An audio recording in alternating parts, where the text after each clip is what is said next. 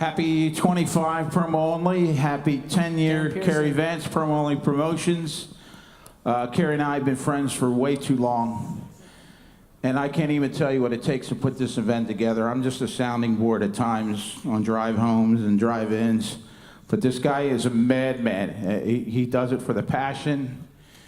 He's one of the great ambassadors of dance music. He comes from the promotion world.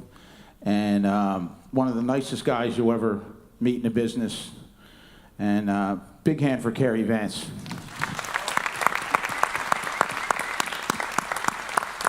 This is the Dancing with Label panels. Real quickly, I want everybody to introduce themselves and where they're from and what they do, and we'll start down the end. Hi, my name is Will. I'm from England, London, and I run Enhanced Music. Hi, I'm Case. I'm with Spinning Records. I do promotion for radio. Hi, I'm George, and I do all the releases for Armada in the United States. I am Luis Estrada. I'm head of After Club, which is Universal Music Latin America's dance division. Phil Nieves, head of promotion at Ultra. Glenn Mendlinger. I'm the general manager of Astralworks Records. Matt DiOrduini, VP of A&R for 4th and Broadway and Island Records. Brett Alperowitz, general manager at Casablanca Records, a.k.a. the Casablanca Don. That's a new moniker, guys. Put it down. Help me out with this. All right. Nice to meet you. What we really want to talk about is an array of subjects, but basically how these labels work and their differences in their countries that they work in when it comes to marketing and promoting music. And let's really start with a big word, whether it's radio or research, is metrics. What are the metrics that really are important to you guys that pop up off the page that tell you that a record is really special and could really be something? Let's start with you, Phil. Streams are obviously very important. You're probably going to hear a lot about those over the course of the next couple of days. Yeah, I think sales are still very much a factor to a lesser degree, but I think they're a pretty good indication of passion when you can see a record moving and there isn't a ton of airplay behind it. I still use YouTube as well. Like there's we're working a Segala release right now that's got some incredible YouTube numbers. So I think, really it boils down to impressions. And anytime you're seeing, that level of impressions across any of those platforms, you can usually gauge on whether or not you've got a record that, might be, should potentially or could potentially go to the next level as far as radio and, some of the next steps beyond that. What about from the label end when you're looking to maybe pick up a record or sign a record or get involved with something? What are you looking at, or is it just something that you usually do in-house, relationship-wise? Are there things that? And let's go to Will. I did want to ask Will the first question because, as has been noted, it is his first panel, so we'll give him the second question. Congratulations, Will. Welcome from Wally. For me, in terms of what I'm looking for artists who I think are doing something that's pretty unique. They've got a great sound and they've got a track history. And if it's a new artist, then there's someone whose production is just, outstanding. And I think it's an exciting project, a marketable look and brand about them as well. For us, we kind of sign records for world. We also have artists which we have, which we've signed in from elsewhere. Felix Cartel, for example, from Canada is someone we've just done that with. That record's doing really well in the UK. And it's good to have kind of partners as well because we can do certain things in certain parts of the world, but other people can't, and vice versa. So that's kind of what we look for. Right. Let's talk about the challenges of having multiple artists on singles that are out. There's focus tracks at top 40, and another single drops. How do you guys deal with juggling that? Because sometimes the content themselves is coming from the artists. But how does that prioritize what you guys are doing out there when something else drops? Well, I'll jump in on that. Just back to the metrics real quick. I think what Phil said is good as like a starting point. What we like to do also is understand the differences between what is successful at radio and what is successful with streams and how they are the same and how they're different. Like I had a Thomas Gold track, Magic, which had 38 million streams, was a great success on that platform, but not at radio at all. didn't react. No one wanted to play it. It was just completely dead on that sort of side of it. So it's really understanding how those two things are the same, because it's wonderful when you get both, and then how they're different, and then figuring out like why they're different. But in regards to multiple artists or multiple tracks, I run into that on a regular basis, and we were talking about it in the green room.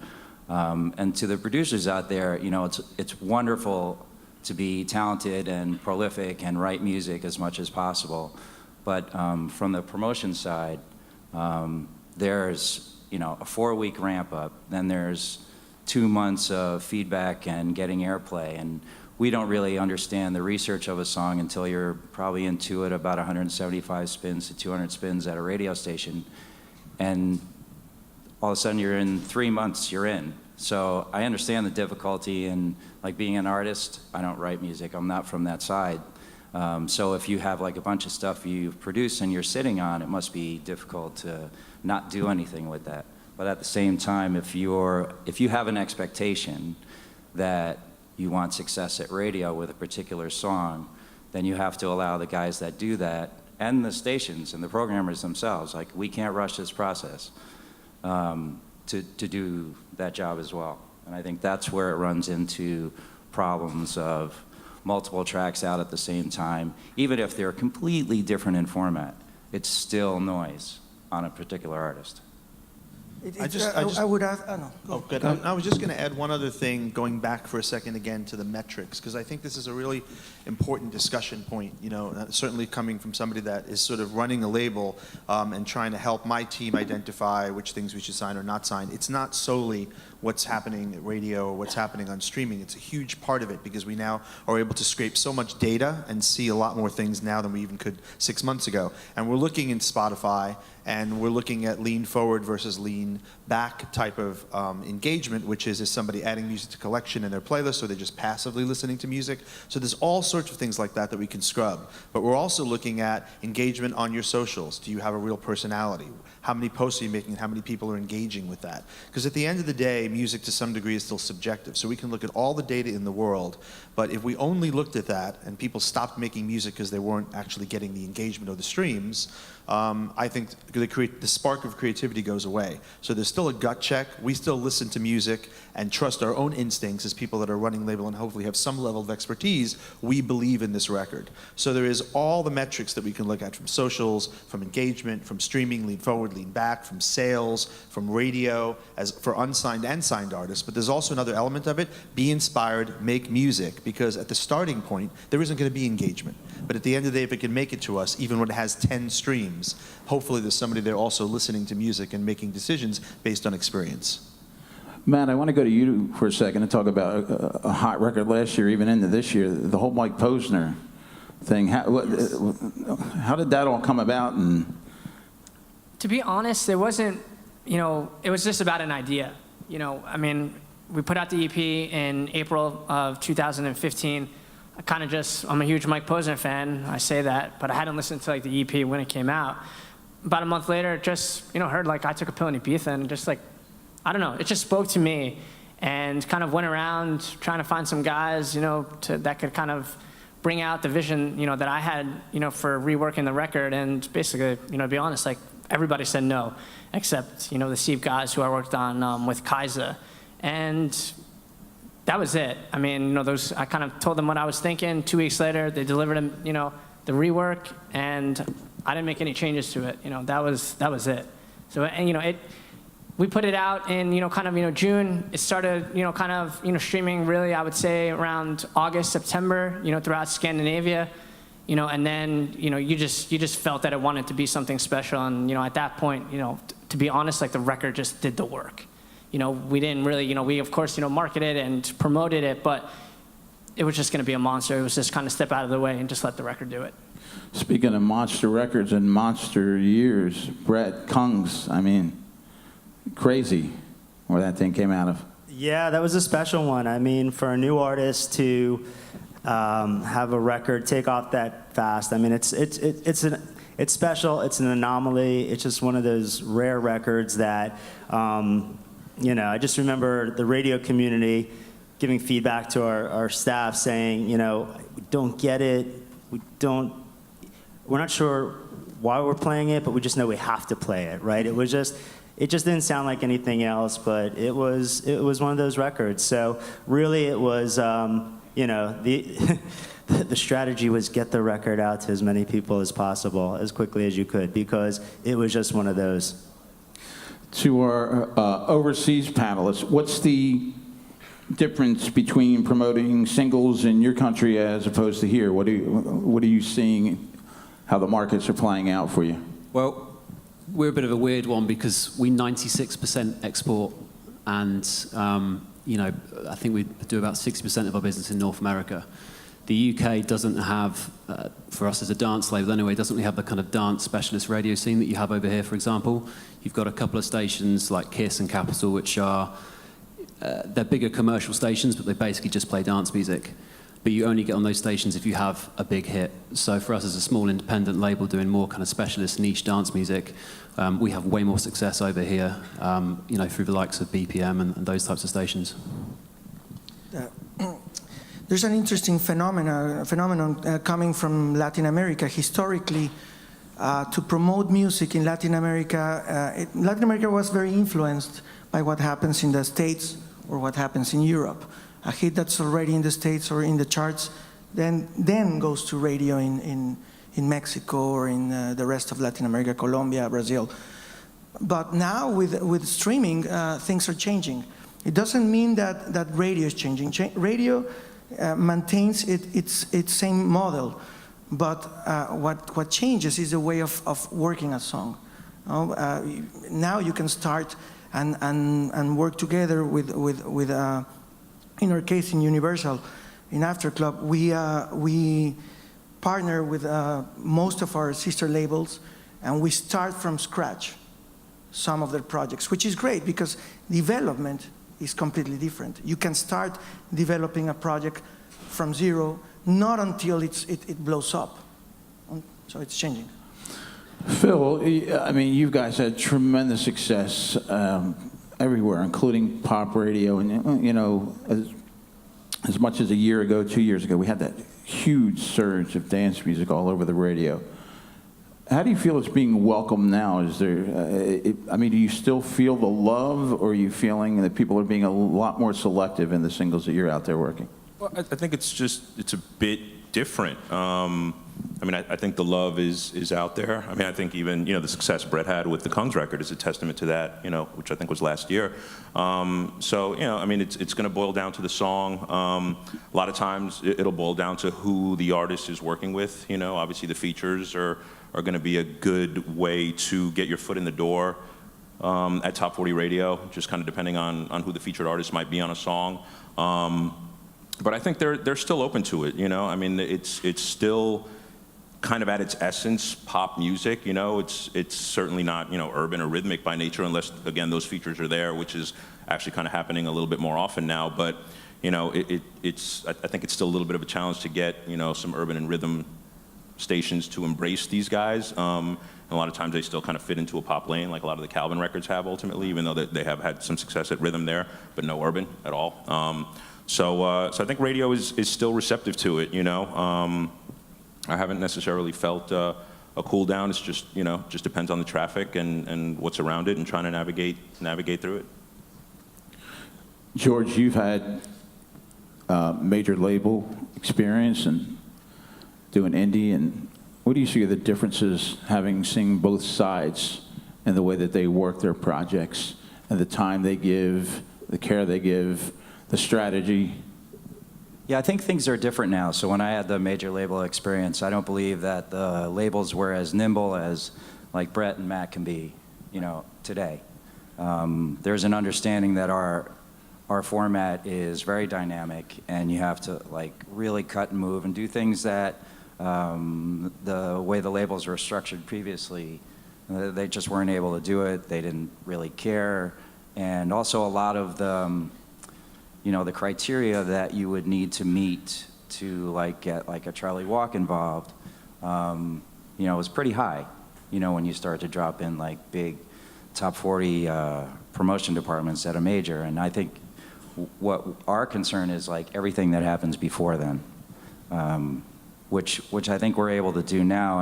And they've also seen like a lot of the independent labels really come up, like Will and Spinnin' and people from outside the country. And it's been a big advantage as a group of independent labels that the majors see that now. So I think that's a major difference. I think even if you look at like what Matt Decent has done recently, you know, I mean, getting a Yeah, #1 crazy. record as an independent is, you know, a phenomenal accomplishment. That was the first top 40 from an independent, right? Yeah. First #1, yeah. Brett, how important is it to have a guy like Charlie Walk really spearheading something that He's a nuclear weapon. I mean, he's he's the best at what he does, you know. But I think the reality is, though, you know, there are only so many slots, and you know, I think when you have a Kungs or a Chainsmokers with, you know, Roses, those are records that, you know, those really are the anomalies as far as from the electronic space. You really do need, I think, a top 40. It's really crowded real estate, and typically, if you look at the electronic records that are on the chart right now, it's, you know, typically paired up with a superstar artist. And so you really have to have a special record. You know, Kungs was an anomaly. I think Chainsmokers, they did a lot of work leading up to that. I mean, you know, a lot of electronic music is coming from all over the world, and, you know, maybe there's a faceless DJs, maybe, you know, maybe they're just not spending as much time as a Chainsmokers, American act who's, you know, grinding it out, doing the radio shows, the appearances, things like that, and building towards that. And all the while, the streaming and the socials and the live dates and all this, you know, the press and the sparks that you need that add up to going to radio. So I guess my point is, you know, even with Charlie, you know, he's competing with all these other great labels, and, you know, you need great songs, but they're also looking for superstars. And so that's really, you know, that, again, it's really tough real estate to get into. But if you know, for us as Casablanca Records, that's sort of like the promised land, but we're worried about everything else leading up to that. So for us, it's about dance radio. For us, it's about, you know, the Spotify playlist, mix show, YouTube, and that's really our focus. And then if we have that special record, then we're in that conversation. Glenn, I want to talk about Astroworks and our girl Halsey having a hell of a year, and man, that girl's special. Just talk about what it's been like breaking an artist like that, our Jersey girl, and we're so happy for her. Yeah, so it's been a pretty incredible journey for her for sure, and a meteoric rise. I mean, the first debut record debuted at #2. In the end, had 7 gold singles, 2 platinum singles, and almost 0 radio. This is all before Closer with the Chainsmokers. So, you know, that sort of spark I was talking about before, those other bits of engagement when I was talking about metrics, she came into the office and played us a few songs when we first signed her, and it was clear that she was a very driven, very, very bright girl. But the engagement, even in its infancy for her, before the songs were fully crafted, you could see she knew exactly how to connect with her audience. And that was one of the things where you just have a gut check. The music wasn't fully formed. You believe in the artist, and you believe in the capability and hopefully the team that you can surround her with to get from A to B. But the sort of connection she had with her fans was so obvious, and she was so driven, that was the sort of the starting point for us. Everything after that, you know, she's not quite a dance artist, but all the sort of, you know, music behind it, and the record that she made has all sort of electronic undercurrents through the production, which is why it made a good fit for us to sign her, has been incredible. It's been an incredible journey. We've done handfuls of remixes, and there'll be more to come down the line. But it's been insane, to be honest. And obviously the new record debuted at #1. Great. So Yeah. we're very excited for her. Anything else on deck that you have coming that you can let us? Well, yeah, I mean, I'll just say, you know, one of the things I just want to go back to something that Brett was talking about before. Astroworks, even though we're wholly owned by Universal and we're under the Capitol umbrella, we operate, this is a very important thing, I think, not a distinction with us, I think it's like this for most of us, is that Asterix is an indie at its heart, which is why we're up here on an indie panel, even though we're owned by Capitol. I still periodically get phone calls from people that want to buy the label, thinking that we're independent, which I love, because we're obviously not, but I like the sensibility that they think we are, fully independent. But we operate as an indie and incubate records. And in the dance space, the key things, like Brett said, that are important are dance radio and streaming and engagement, long before we go to our top 40 radio guy and try to cross the bridge. That's a really important thing for us as a label. And another sort of hallmark of the label previously that's sort of new now, where we're sort of reinventing the label a little bit, is that historically we've not done a lot with singles. We've been mostly an album, an artist development label focused on projects and artists that are making full bodies of work. The landscape has changed in the last 3 years for a myriad of reasons, including Spotify, faster consumption of music, etc. So we're sort of double downing now on doing a lot more single deals, signing artists where we're still focused on artist development, but we're actually going to be trying to just incubate things where there might only be 1 or 2 tracks, and there isn't a broader plan for a larger project at the starting point. So over the course of the last really 3 months, we just signed Tritonal, we signed Sam Felt from the Spinnin' Guys, we signed Hook and Sling, we have new Duke Dumont music. There's probably about 10 or 12 singles that are all coming in the next sort of 3 months. So we're kind of focusing on the artists that make albums like Underworld and the Chemical Brothers and these legacy artists like Halsey that are pushing the boundary in certain areas, and then we're just going to do a lot more singles because the marketplace speaks to that now. Music is being consumed so quickly. Summer Sessions has always been about learning and questions, and we always like to give some time for questions, but I also want to hear from these guys about the new music they have coming, because that's also what Summer Sessions has been all about, where records and artists break. So I want to get that from them in a minute, but I just want to make sure if everybody's unclouded now that we're like 30 minutes in from the late night parties, is there any questions out there for our panelists regarding what they're doing at their labels? Right here in the front. Who has the microphone? Kerry Vance. I told you, this guy does it all, man. We have a question right in the front row. Mic check. Hey, just real quick, what Glenn was saying. So that bubble everyone thought burst like a year ago, it doesn't really sound like it. Yeah, and I just want to touch on kind of Glenn's point just a little bit. I'm not keen on doing an extraordinary amount of singles and just allowing artists then to put out another single to then compete against what I put out 6 weeks before, because all you're doing is giving people a choice to kind of move on and just say, hey, well, this one's fresher, this is what I want to play. I think for me and how I like to look at it is I want to build, maybe it's like 3 or 4 singles if I have to do it that way. But at the end of the day, I want the artist. I want to build it. I want to develop it. I want to see through their vision. So I still think, even from the single side of things, it all sounds, kind of great. But at the end of the day, I think most of the time you end up competing against yourself. So. Matt, do you find that the artists are, when you have conversations with them or their management, they understand that? Or is it about them getting content out there? It's sometimes, it really depends on how, what your vision is, for them. I think that's ultimately what it comes down to. If you have a vision, you have an idea, you have kind of a game plan, and they know who they want to be as an artist, then that's exciting. Yeah. But just doing, a one-off single, that doesn't excite me. Unless the record's kind of, moving and I'm going in, I'm just picking it up, great. But just to have it that way, there's nothing really I need to do.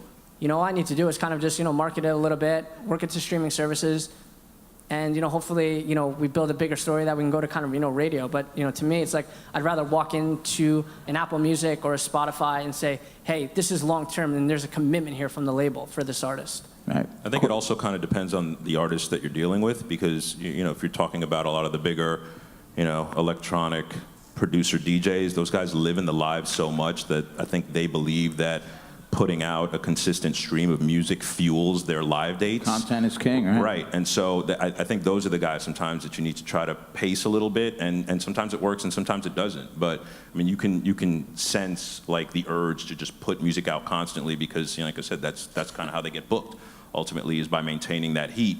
And sometimes that doesn't always work with the label's plans if we want to focus on one record for an extended period of time. If you have a big record, you're talking about a 6 to 8 month process. Right. And, you know, these guys don't want to sit on a record for 6 to 8 months. You know, once they get a record out, you know, I mean, they're ready to kind of put one out probably within another month or two almost. Yeah, true. Question right up front. Hi guys, my name is Romina. I was actually on that topic that you were just talking about. That's my question. You were saying something about artists and how it takes like a while to work a record. So what do I do as an artist if I have all these songs that I haven't released yet, and then by the time you release them, people tell you, oh, well, that's dated. So like, what would your advice be to do with records that you do have that aren't being worked? Well, sometimes we, most of the times we are discussing with artists about the release schedule and about their wishes and about the future releases. Sometimes we try to mix it up, you know, first a radio record, then a more clubby record. But yeah, it's still a big problem for. Well, it's a nice problem to have for the release schedule. I have two artists over here, Lucas and Steve, who have big airplay now in the Netherlands and also worldwide is growing. But it's still very difficult to make the right schedule for the right territory, and it's always a big puzzle and juggling, to be honest. And sometimes some records get a kind of old, and when they play it live, they don't think it's the right choice, and we change the schedule again. It's an ongoing process as well. Yeah, to that point, and also what Phil was saying, like, I've had that conversation with so many artists, like, but you know, I need to get booked. I'm like, yeah, but if no one heard it, no one hears it except the guys people you're playing in front of, then if that's your expectation, awesome. But if you have an expectation greater than that with that particular single, then we're gonna miss it, or we're gonna lose the potential of the one I'm working, or maybe that one or the one after. So I think that's, you know, you have to sometimes really sit on stuff, and if it means like 2 months down the line you have to sort of tweak it a little bit to make it, if things have changed sonically, then do it. Or just drop everything on Spotify and work it through there initially, and then pick the ones that stand up and eventually work those to a broader spectrum of services. To that point, we all know the bottom line is to sell records, but is there something to be said that these artists want to be on the top of the charts, or that's not really key for them anymore? I think it's always key for them. It's always. Yeah. I think it's always key. I mean, you know, when an artist walks in and says, I don't want hits, it usually means the opposite.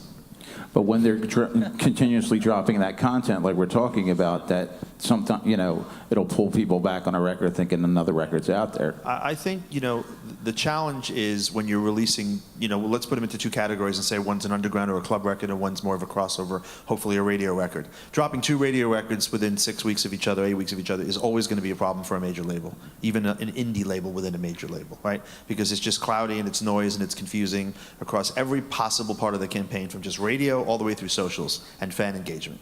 But the world's changed, you know, in many ways where you can actually still drop a cool club record and have that percolate, you know, in Spotify while not really clouding the area at radio. It doesn't always work. You got to try to thread the needle. But dropping two records that have some kind of more broad stroke accessibility to it is complicated. And we run into that all the time. The issue is that now, because the artist or artists can put stuff out so quickly and have it be up and out, and they're in control of that dialogue, they want to own that a little bit more, and they want just a constant flow of music. So we're always at battle with that, but it's just something you have to work through. You know, you have to just kind of explain the sensibility behind it all, and hopefully you can, you know, meet in the middle, find a middle ground. What's the one metric that means the most to you, the signaler? What's the one that... If you're, it's not black and white, unfortunately, because if you're going after a record that just happens to be massively reactive because it's just, to the Kung's point, it's just happening. Let it just do its thing, right? If you see that and the streams are blowing up, that might be enough. If it's an unsigned artist where the music's not quite there, but there are other indicators like the engagement is through the roof and the person is unbelievably motivated and driven, you might just take a shot. So it's really just, for me personally, it's not that black and white. Yeah, I mean, and I'll agree, you know, and to kind of Glenn's point is, yeah, if a record's kind of moving and streaming and all the signs are kind of, you know, there, then yes, I'm going to go in, I'm going to be aggressive, and I'm going to try to get it. You know, but at the end of the day, I'm just going to trust my intuition. You know, if I love the music, I love the person, you know, I really feel that, you know, they're determined, they want to win, you know, and all of us being kind of, executives up here, when you feel that from an artist. And regardless of the socials, regardless of anything else, it's like, cool, I'm going to take a shot on that. Absolutely. The GOT metric is the most important metric. I feel like you can't use one. You have to kind of use just the cross section of them. I mean, and these guys even touched on a couple of points, but even live performances, touring, things of that nature, which is part of the engagement. So an artist that can sell a ton of tickets in America, those are the things we talk to radio about. Not necessarily to push one specific single, but just to kind of develop an understanding of who these guys are. So maybe if the record isn't right now, in 2 years we've sort of laid that groundwork and help them understand how important these artists are in the States, so that when they have the right record, it's kind of a smoother transition. But you have to use everything. You have to use streaming, live sales, socials, live shows, sales, socials, everything across the board. And when you kind of read all those tea leaves, then you try to make an intelligent decision based on that. I want to get back to talking about new music, because that's what Summer Sessions is all about. So, Phil, tell us what's in the pipeline and that you got coming and out. We right now we're working Steve Aoki's Colony project, which he went from doing a song with a member of One Direction to a hip hop album. So we have a single with Migos and Lil Yachty out right now called Night Call. We may come with a follow-up with Wale. We have a Sunny Digital record that the urban team at Spotify seems to be pretty fond of that we might chase as well. We have a new single from Dubs, Parallel Lines. It's doing well for us on the streaming side and it's starting to get some bites at radio. Flosstradamus, which is another one of those artists that have done incredibly well on the live front in the States, but have kind of just, they're trap artists, so they're like 2 dance for rhythm and 2 rhythm for dance. But this has been kind of their most poppy single called How You Gonna Do That. So we're gonna start building that at Dance Radio and Mix Show soon, and maybe even take a swing at Top 40 in the fall on that record. And new music from Kygo, hopefully, just coming off of the Selena Gomez record and the Ellie Goulding single. So expect some more music from Kygo and possibly some tour dates from him as well in the States. Matt, what do you got in the pipeline over there? Whew. New Nick Jonas coming, Demi Lovato, new Alex Adair, new Mike Posner, new Mansions, Killers is coming, new Fall Out Boy. Just like a plethora of just really great, music, coming up in the coming months. But I think to the point I kind of made earlier, what the project I'm actually most excited about is a group called Loot, L-O-O-T-E. It's a duo, and when we talk about them, there's no socials. There's some really, there's a great record out now called How Without Your Love. They wrote, produced No Promises, which is Cheat Codes and Demi, but it's just a duo that I met. I loved, liked the music, a lot. Not a huge social following, at all. Maybe 1,700 Twitter, Instagram followers, to be completely honest, at this point.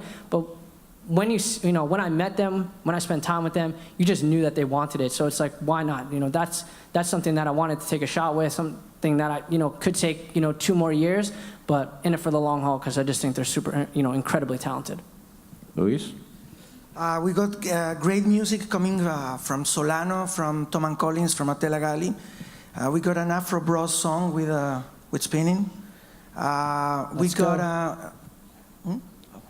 got a great song also from Charlie Black, who you already know, with Luis Fonsi, Party Animal. We're gonna do the remix. And what else? We got a great, very interesting Brazilian song called Boom Boom Tam Tam. That's the name. It has already, talking about metrics, and I said that the gut feeling is the most important metric, but this one is a good example of overwhelming metrics. It has 300 million streams so far, and we have it, and it's going to come up with very interesting featuring. So, yeah, we're excited. George, what's happening in the world of Armada? Armada. We have this somewhat unknown guy named Armin van Buuren.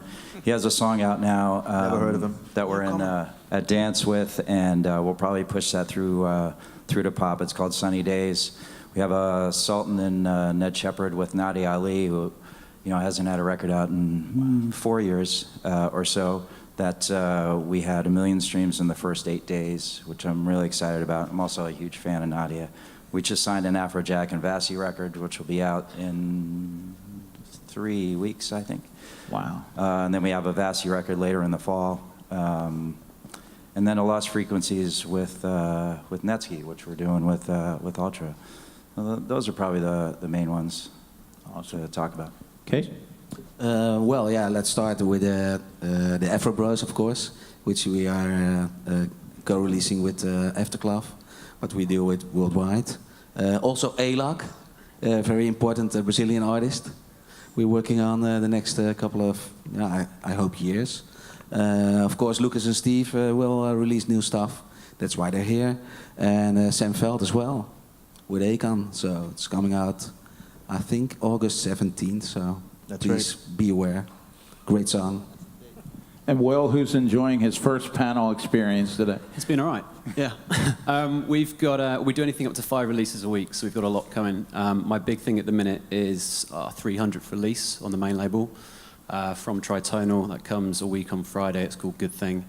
It's a huge milestone for us. And then next year's our 10th year, so lots more big stuff to come as well. Anybody have any other questions? We're going to have a live performance coming up in a few minutes. Any other questions for What are you doing, Bob? Performing in a shower. Christy will be performing. Any other questions, anybody? You got one right over here. Got one right here. Hi, I'm Jackie Nelson. I was wondering, as an artist, what is the best amount of time to wait between single releases?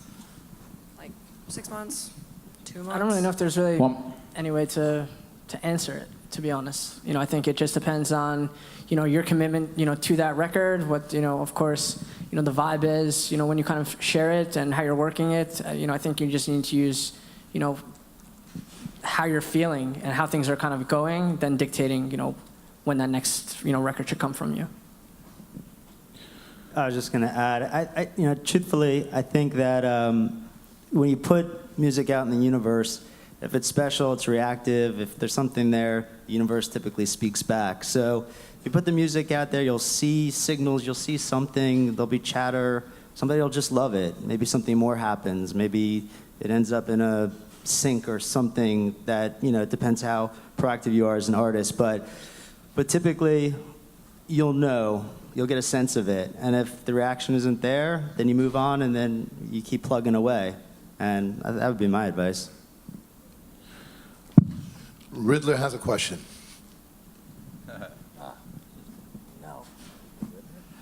Okay, in your opinion, what do you guys think the next big sound is going to be for the next year? That's a Facebook forum question. Well, I got all the label people here, so I'm just curious to pick their brain and see what they think the next I sound think is. it's an era of fusion. I mean, it's clear. It's clear that we live in the biggest era of fusion. There's always been fusion in music, but and we were talking about that. I mean, the Latino phenomena is not just to overlook it. No, it's right now we live in the first time ever that you have number one and number 2 songs in Spotify are Spanish songs. Song of the summer. To help Lewis cut to the chase, yes. Latin trap. That's where it's at, right? Song of the summer. Yes. Spanish is kind of a thing right now. Yes, but sometimes you have one-hit wonders, no? La Bamba, Macarena, and then you think Despacito can be a one-hit wonder. When you're thinking that, then comes Mi Gente and reinforces the reality that we live in a country of 60 million of Hispanics, that the second or third most spoken language in the world, and that if we see the African American culture in pop culture or penetration in pop culture, you always thought why Latino music is not as relevant, no, or hasn't been as important. Well, now's the time. It's just a matter. Culture is it takes time for culture to happen, and it's happening. And I think that even goes back to last year. You know, I remember that Nicky Jam record making some good strides. You know, they kind of had to do an Enrique English Iglesias 3 version, years and, ago yeah, with but Republic. just like there's been like a nice arc over There's the a last trend. like 6 months to a year. We had a good run with the Dioro record by Lar, which I never expected to chart a top 40, and it did. And then there was a Playing Skills record that did really well, and then obviously the Despacito on top of that. So it's been almost like a year now where there's been like a good run of Latin-leaning records that have done really well at US Pop Radio. Any other questions? Riddler only asks because he wants to do a mix on it, whatever the next sound is. I actually hear some trance elements coming back in a lot of songs lately. Questions, anybody? We have one right over here. Nope, coming around. Well, additional, I'd like to say, as long as it's vocal and energy-driven, I think it's going to be on radio, whether it's Spanish language or English or whatever. So as long as you make room for that, Richie. Hey, I'm Jonathan Ayaz. I just had a quick question. Have you guys ever been in a situation where an artist had released a single or an EP or something like that and didn't really do that well? A few months later passed, they released something new, but then the thing they had released prior gained some traction. In that situation, do you just kind of abandon the newest release, or do you go back to the first release and then try and work that as much as possible? I don't know if that's a situation that you guys have ever been in, but... Can you define got some traction?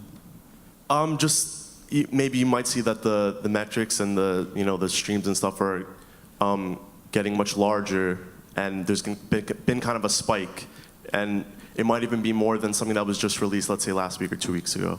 I mean, it's a complicated situation, but you never fight with a hit, so That's let it be. a good quote. That's a good quote. A wise man once told me a hit can happen at any time.